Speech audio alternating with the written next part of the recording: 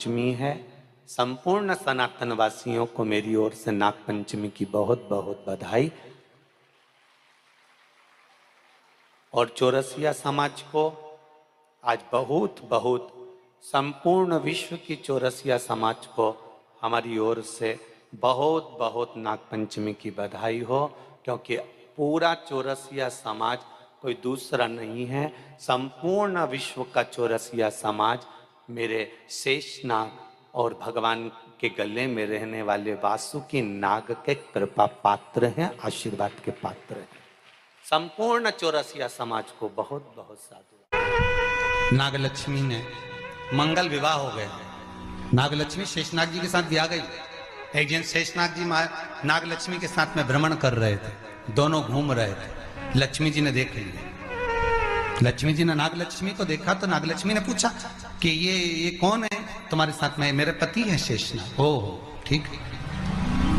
नाग नागिन का जोड़ा ही ऐसा होता है, पति जाए तो पत्नी बदला लेती है, पत्नी जाए तो पति बदला लेता है। इसलिए हिंदू धर्म की रीति है, गाड़ी के नीचे हाथ में किसी भी रूप में अगर आपसे सर्प मरा है, सर्प की हत्या हुई है, या आपने किसी के द्वारा सर्प पकड़ा कर छुड़वा भी दिया है, तो निवेदन रहता है चांदी का एक नाग नागिन छोटा सा बनाकर, छोटा सा उसको शक्कर के कलश में रखकर बांधकर शिव मंदिर में रखकर आ जाइए। उसको दे दो शिव बाबा को कि अब हमारी तरफ से हमने हाजिरी लगा दी, हमसे दुख, हमसे गलती हुई, हम क्षमा चाहते हैं।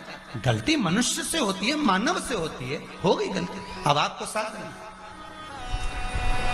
स्वप्न में अगर सांप दिख रहा है, स्वप्न में सर्प नजर आ रहा है, पान का पत्ता, तांबुल पान का पत्ता, उस पान के पत्ते पर एक लाल चंदन से सर्प बना और सर्प बनाकर उसका शिव मंदिर में स्पर्श कराकर बहते पानी में छोड़कर आ जाइए। सर्प दिखना बंद, स्वप्न में कभी नहीं दिख सकता। सर्प का घर में सर्प आ रहा है, आस्तिक मुनि का स्मरण करिए। 5 लौंग, एक नाग नागिन का जोड़ा छोटा सा, किसी भी स्थान पर ईशान कोण के अंतर्गत उसको थोड़ा सा खड्डा खोदकर 5 लौंग के साथ नाग नागिन के जोड़े को दबा दीजिए, मिट्टी डाल दीजिए। घर में जब नाग नागिन का जोड़ा आप दबाएं तब आस्तिक मुनि का नाम लेकर दबाएं, मां मनसा का नाम लेकर दबाएं, जो नागों की बहन है, उस मनसा देवी का स्मरण कर कर उसको डाल दी। आज भी हमारे यहाँ हिंदू धर्म नीति है, जब पहला कालम नए मकान का पहला कालम जब भराता है, उसमें तांबे के कलश में नाग नागिन रखकर, कमलगट्टा रखकर, अमरबेल रखकर, थोड़ी सी सरसों रखकर उसका पूजन कर कर पहले कालम के अंदर, जो पहला कालम भराएगा, गड्ढे का पहला जो सरिया रखाता है, कालम भराता है, वास्तु पूजन के हिसाब से उसमें रखा जाता है। और वो तो वो उसके रखने के बाद भी जब मकान का मुहूर्त होता है तो वास्तु पूजन में नाग नागिन का जोड़ा रखाता है, वो भी उस मकान में कहीं ईशान के अंतर्गत उसको दबाया जाता है। उसको भी इसलिए कह देते हैं यहाँ पत्थर मत लगाना, यहाँ टाइल्स मत लगाना। पंडित जी से पूछोगे तो ब्राह्मण बता देगा इस जगह पर टाइल्स ना लगाइए, इस जगह पर पत्थर ना लगाइए, यहाँ पर वो गोला रखा जाएगा, यहाँ पर वो नाग नागिन का जोड़ा रखाएगा वास्तु पूजन के बाद। 4 लोहे की कील, नागफणी कील, वास्तु पूजन में चारों मकान में चारों तरफ लगाई जाती है। क्यों लगाते हैं?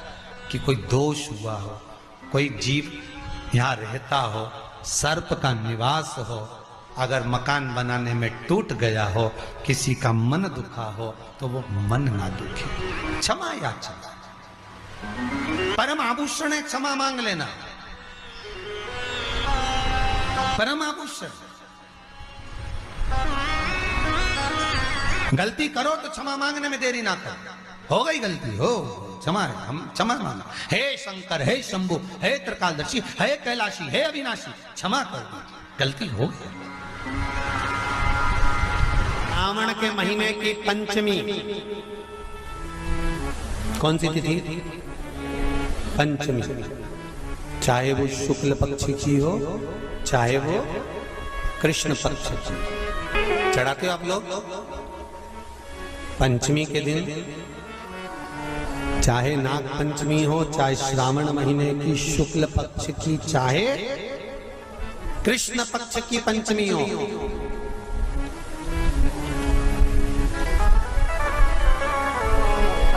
शिव जी पर जल चढ़ाया गया। और समझ लो अच्छे से, श्रावण महीने की पंचमी के दिन देवाधिदेव महादेव पर चढ़ाई गई शमी पत्र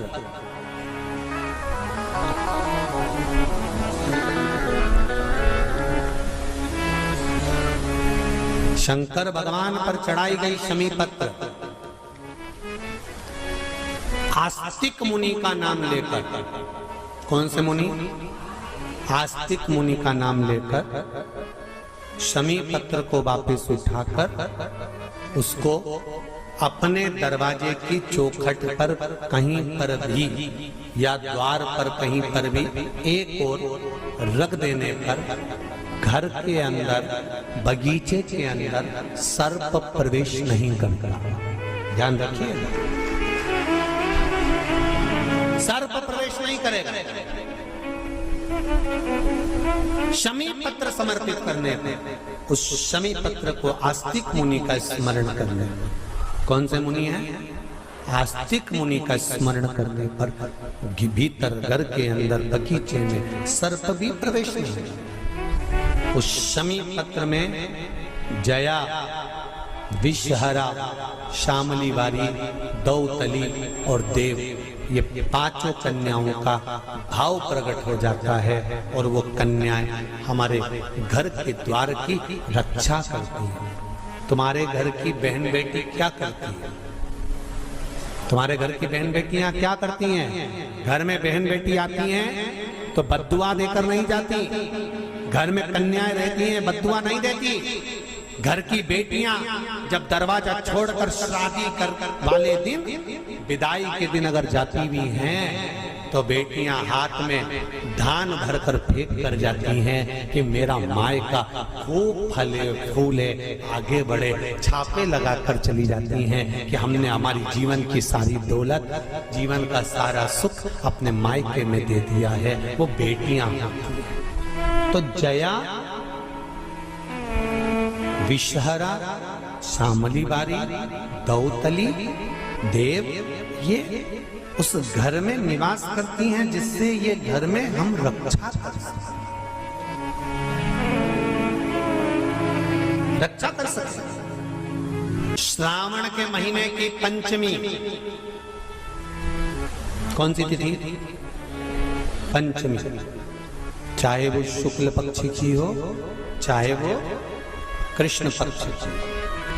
श्रावण महीने की पंचमी के दिन शंकर भगवान पर जिस जिस परिवार के व्यक्ति का कांवड़ जल, कांवड़ जल हमने बताया है आपको, जरूरी नहीं है कि डंडा बांधकर 2 कांवड़ के जल के लोटे लेकर जाओ, आप अपने हाथ में भी 2 पात्र लेकर जा सकते हैं।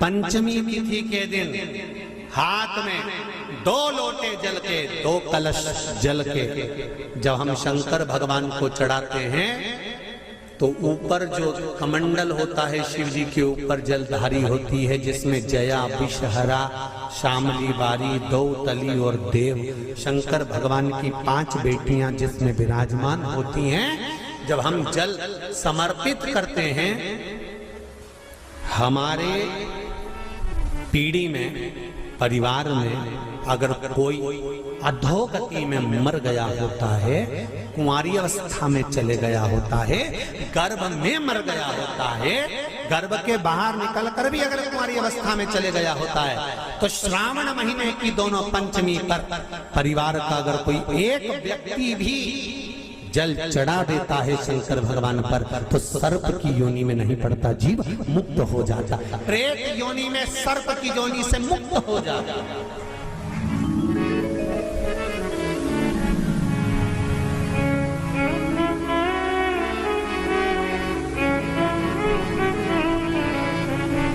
महाराज, हमारे यहाँ सांपों की पूजन कौन से दिन होती, कौन सी तिथि में करते हैं? जम के बोलो जरा। नाग पंचमी। नाग पंचमी का मतलब क्या है? सांपों की पूजन करो। नाग पंचमी का मतलब होता है शंकर जी के मंदिर में जाकर एक लोटा जल समर्पित कर दो। उसका कारण क्या है कि हमारे परिवार में, हमारे कुटुंब में कोई कुटुंब में, परिवार में कोई 7 पीढ़ी के अंतर्गत भी अगर कोई जीव तड़प रहा होता है, पड़ा हुआ होता है, उसकी मुक्ति नहीं होती है, तो पंचमी का चढ़ा हुआ जल उस जीव को प्राप्त हो जाता है और वो जीव तर जाता है, उसका फिर जन्म नहीं होता, वो तर। इसको मुक्तता कहता है। 5 स्थान है, 5 स्थान है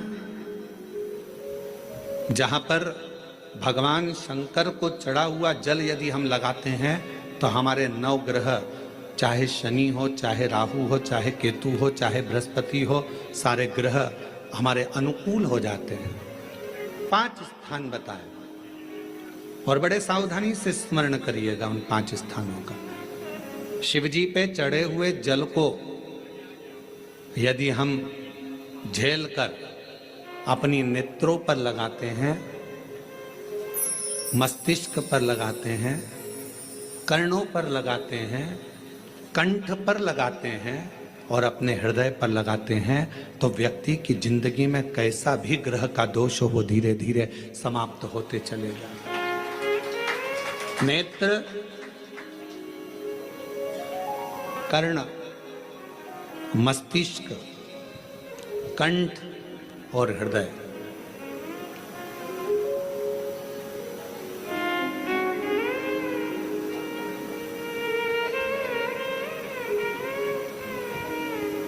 ये 5 स्थान इससे बता दिए शिव महापुराण में जिन पर शिव जी के चढ़े हुए जल को हम केवल मात्र लगा लेते हैं तो उससे भी हमको फल की प्राप्ति हो जाती है। 5 स्थान शिव जी को चढ़े हुए जल को लगाने का। पहला स्थान बोलिए, जम के बोलो जरा, नेत्र। दूसरा स्थान कर्ण, तीसरा स्थान मस्तिष्क, चौथा स्थान कंठ और 5वां स्थान अपना हृदय। मात्र ये 5 स्थान शिव जी के चढ़े हुए जल को आप अगर लगा लेते हो तो तुम्हारे ऊपर किसी ग्रह, चाहे शनि हो, चाहे राहु हो, चाहे केतु हो, चाहे मंगल हो, कोई ग्रह आप पर भारी नहीं रह सकता। और एक प्रैक्टिकल कर कर देखना, शिव महापुराण सुना करो तो प्रैक्टिकल जरूर करा करो, क्योंकि आपको मालूम पड़ना चाहिए कहीं सियोर वाला महाराज झूठ तो नहीं बोल गया। प्रैक्टिकल जरूर करो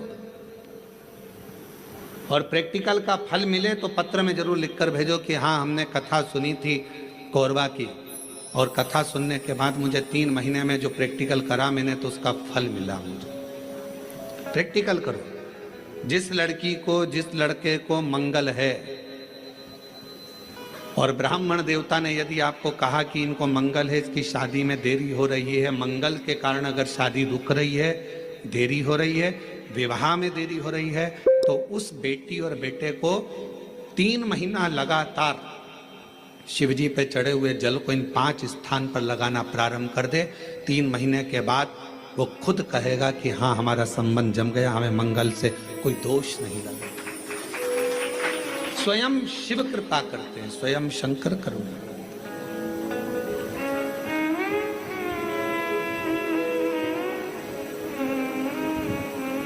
ये 5 स्थान